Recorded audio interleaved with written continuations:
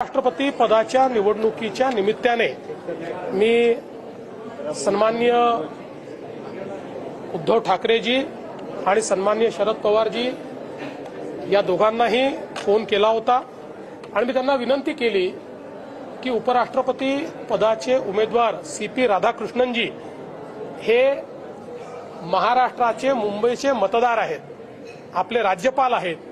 त्यामुळे महाराष्ट्राच्या एका मतदाराला तुमच्या दोन्ही पक्षांनी त्या ठिकाणी समर्थन द्यावं अशा प्रकारची विनंती मी त्यांना केली। त्यांनी मला बोलताना उद्धवजींनी सांगितलं की आम्ही सगळ्यांची चर्चा करू। शरद पवार साहेबांनी सांगितलं की विरोधी पक्षांनी उमेदवार उभा करण्याचा निर्णय केलेला आहे, त्यामुळे आम्हाला त्यांच्यासोबत जावं लागेल।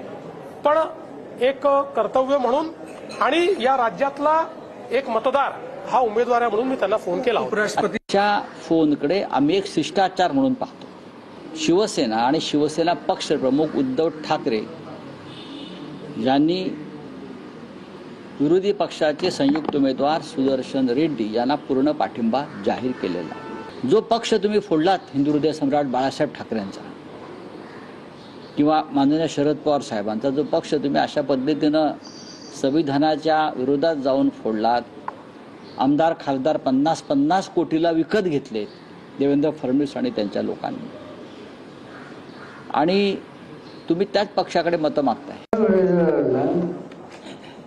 तुम्ही लोकांनी मदत करावी का? त्याचे महाराष्ट्राचे राज्यपाल आहेत आणि महाराष्ट्राचे राज्यपाल असल्यावर महाराष्ट्राच्या मतदारांनी आपल्या राज्यपालाला मतदान करावं ही विनंती त्यांनी मला केली आणि नंतर त्याला मला उद्धव ठाकरेंनी केली। त्यांनी सांगितलं शक्य नाही। नंतर मला कोणते विचारलं का शक्य नाही, ते शक्य नाही सरळ सरळ आहे की आमच्या विचाराचे नाही।